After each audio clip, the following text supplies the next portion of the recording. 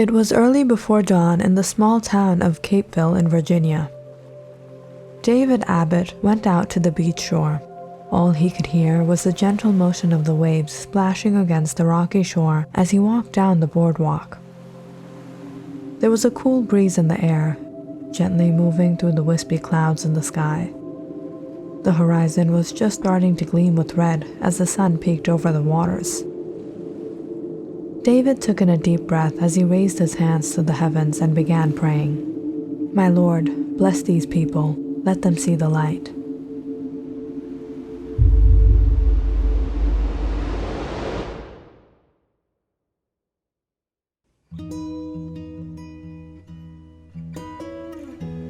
"Morning, David.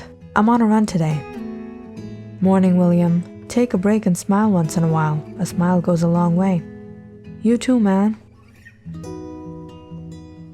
There are two ways of spreading light: to be the candle or the mirror that reflects it.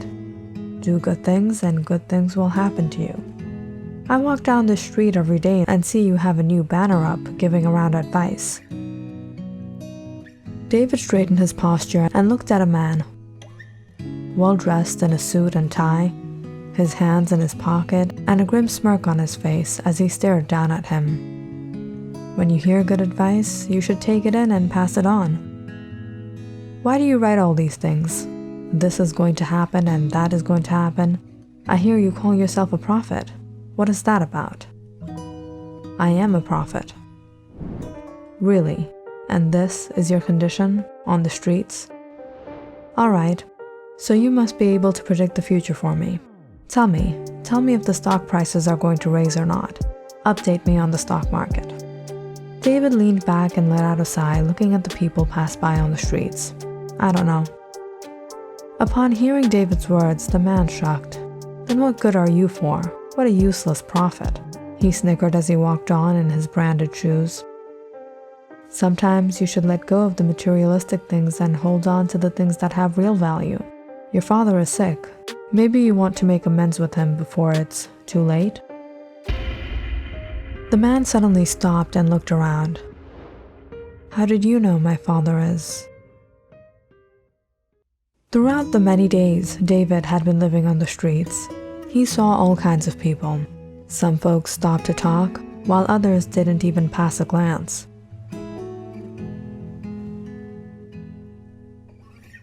"I owe you, man. It's like you saw right through her that day. I broke up with that gold digger a week ago. Life has changed 180 degrees. I feel like I can walk again without that chick trying to pull me down. Thanks for the advice." Some folk were generous, while others were stingy. Some folk were believers, while others were skeptic. Do you work to make money so you can eat? Or do you eat so that you can work to make money? Don't add years to life, add life to years. Aspire to inspire before you expire. What kind of advice is that? It's the truth. Yeah, you call yourself a prophet, right? Tell me today's lottery numbers, and I'll leave behind a legacy before I die. I don't know the lottery numbers. Then pull your head out of the sand, man. You're no prophet. How do you expect people to do greater things when they have to worry about rent and bills? I gotta win me a lottery for all I care. David watched the man scratch his lottery ticket as he walked down the street. Suddenly, he heard a familiar voice call him. He turned to see Grace. She was a student at the nearby college, one of the nicest young women David had the pleasure of meeting since he had been out here. "Why do you tolerate all these people?" "If you want to change people, you have to tolerate them first. These are people who don't know." Grace shook her head. "Exactly my point, David. This is why people treat you like this. You shouldn't let them say just whatever they want. If they were in your place, they wouldn't tolerate it. Why can't you just be a normal person?" Grace took out a paper bag from her backpack and gave it to David with a smile. "Pizza with extra cheese and mushrooms. I'm having the same for lunch." David chuckled. "If I was a normal person, you wouldn't be bringing me pizza for lunch every day, okay?" "Yeah, unfortunately, not everyone can see you for who you truly are. People are judgmental. By the way, took your advice to just chill before the exams last week, and guess what? I got an A. I don't even know how I did it. I don't know how you did it. It was just a guess. You're an intelligent woman. David picked up his pen and wrote on his board. What are you writing? Inspiration is everywhere, Grace. Every saint has a past, and every sinner has a future. Don't judge others unless you're perfect.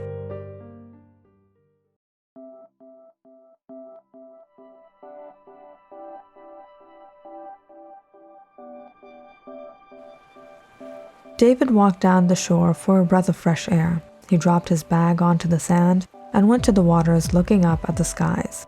Hey, isn't that the guy that calls himself a prophet? Whoa, what is he doing? He comes here to pray?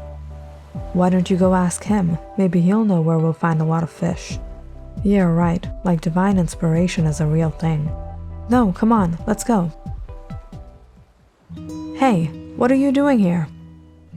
David turned to look at two men carrying their fishing equipment. Nothing, just here for some peace and quiet. You're the guy that predicts the future, right? Tell us where we can catch some good fish around here. David looked at the waves. If you come at night when the waters are still, you'll be able to catch a diverse variety of fish here. At night? The two men patted David on the back and chuckled. Thanks, man. We'll try it out. David stayed out on the beach shore a bit longer than usual that evening. He decided to spend the night there and found a place to sleep on the sand.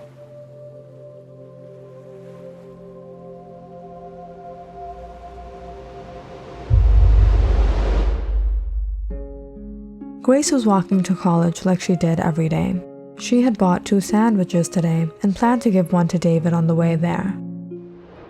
But when she got to the spot where he usually sat, she found it empty. Confused, she looked around and was surprised to see David walking around trying to speak to the people. David, is everything okay? I have news. News? Yes. 2 things are going to happen soon this year. The first of which is I'm going to die. And second is what all of you will have to do once I die. Really? And what's that? Yes, sometime after I die, there will be a lunar eclipse. And on the dawn that will follow it, you, him, her, everyone in town must go and pray there on that morning. I must spread this message before the time comes, or else. Grace was a little taken aback at how serious David was. She had always seen him laid back and relaxed, but now David was up and about trying to get his strange prophecy known to the people. He spoke to numerous people on the streets, crowds coming down from the beach. Yeah, this is another one of those predictions like you predicted about the fish. We waited all night and there was nothing. Look, perhaps it's not the season right now. I spoke from my personal experience, and I passed the knowledge down to you. Yeah, keep your knowledge to yourself. You don't understand. I have no doubt that this will occur, and if you don't... Most people looked at David like he was crazy, but David knew how important this was. He went to the local TV station and requested them to show his message on their channel. Who allowed this man inside? Excuse me, mister, what are you doing here? It's very important that we spread this message. If you don't, this town might suffer a great disaster. Yeah, we have to report news from a homeless prophet now? Get out of here. David failed to make the people understand. He went to the police, who didn't give him a second look. And soon he had no other option but to visit the town hall. I'd like to speak with the mayor. I'm sorry, mister, but the mayor just doesn't speak to anyone and everyone. I have a very important message, not just for him, but for everyone in town. Yeah, we all heard your message. You need help, man. Get a job. You're going crazy living on the streets. David was soon despair of going from place to place, speaking to person. No one paid heed to his words, and when the day had truly come to pass, everyone had forgotten them. Wow, how sad. He was a good man. And a little cuckoo in the head, called himself a prophet, but he always gave people good advice. Well, his prophecies sure were entertaining. I'm gonna miss this guy. David Abbott passed away that very year. Most of the townsfolk didn't care. However, some came forward to mourn his death. But soon after, all his memories faded away, and people barely even remembered that there was once a man named David Abbott. Everyone continued on with their lives until a few weeks later, something strange occurred in town. There was an eerie wind that ran through the air, making even the thickest of trees sway from side to side. The skies had been covered in dark gray clouds for 3 days straight. I've never seen weather like this. What's going on? And soon enough, the rain started to pour, as people ran inside their homes. The hail began to fall, and the thunder started to roar. What's happening? We haven't seen anything like this before. Take shelter, save yourselves.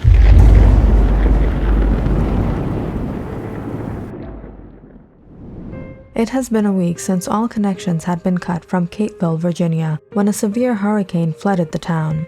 Meteorologists have named this hurricane Elena due to the massive lightning bolts that brightened the skies to pure whiteness. Scientists have been bewildered at the nature of this storm that only seemed to hit the area of the town of Capeville. Just this morning, when health organizations had finally managed to send relief to survivors through this brutal weather, authorities were astonished to find the town as quiet as dawn. The once beautiful town was left to nothing but ruins. Many people have lost their lives. People around the state are now mourning their death. Even the most expert meteorologists hadn't seen this coming. People say perhaps only the one from above could have saved these people from such a calamity. There was nothing we could have done to prevent it. There will be a lunar eclipse, and on the dawn that will follow it, you, him, her, everyone in town must go and pray there. I must spread this message before the time comes. You don't understand. I have no doubt that this will occur. And if you don't do this, this town might suffer a great disaster.